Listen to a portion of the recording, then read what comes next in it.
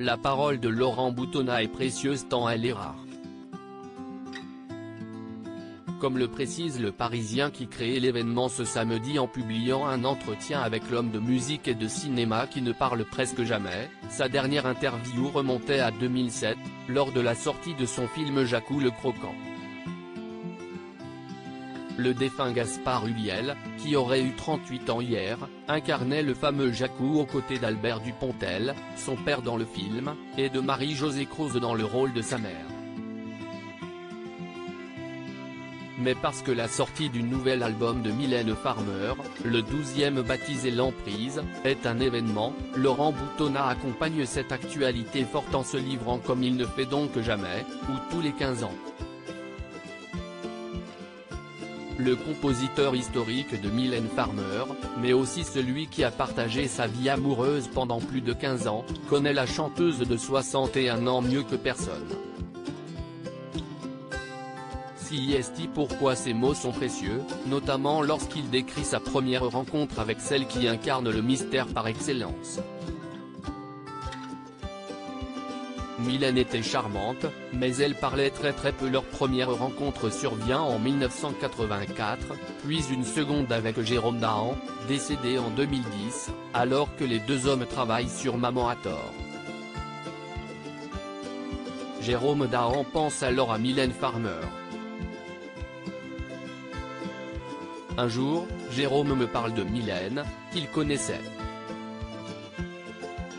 À l'époque, elle faisait des photos, elle était un peu comédienne, elle faisait du théâtre, des pubs, Jérôme était un peu amoureux d'elle.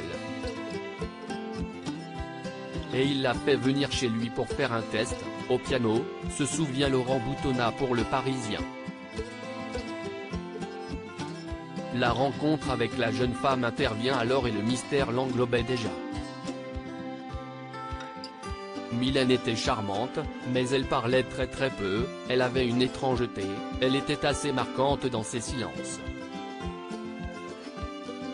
Elle était presque conforme à l'image de Maman a tort.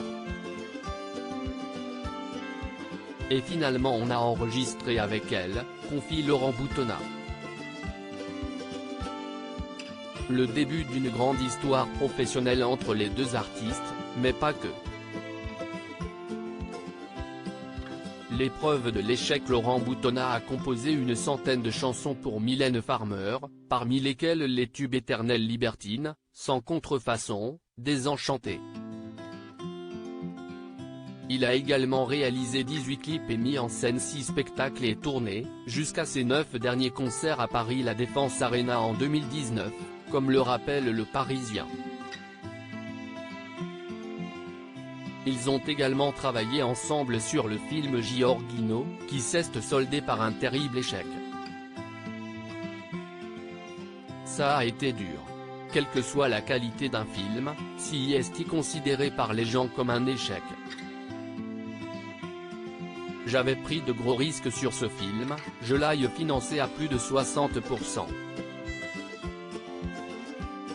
Polygram, qui avait avancé l'argent, avait ma société en garantie.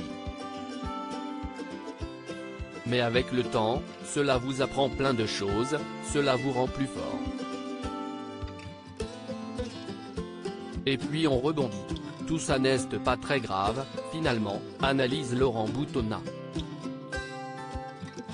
Suite à cet échec, Laurent Boutonnat et Mylène Farmer ont mis 10 ans à refaire un clip ensemble.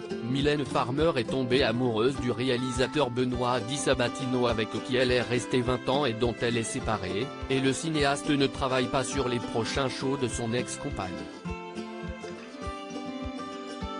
Pour des raisons de planning et d'organisation. J'ai plusieurs projets en cours, explique Laurent Boutonnat, en précisant qu'il s'agit d'un film sur une partie mouvementée de la vie d'Oscar Wilde, un thriller érotique et l'adaptation en série de Ambre, un roman historique américain. Malgré tout, l'artiste laisse la porte ouverte à de nouveaux projets avec Mylène Farmer.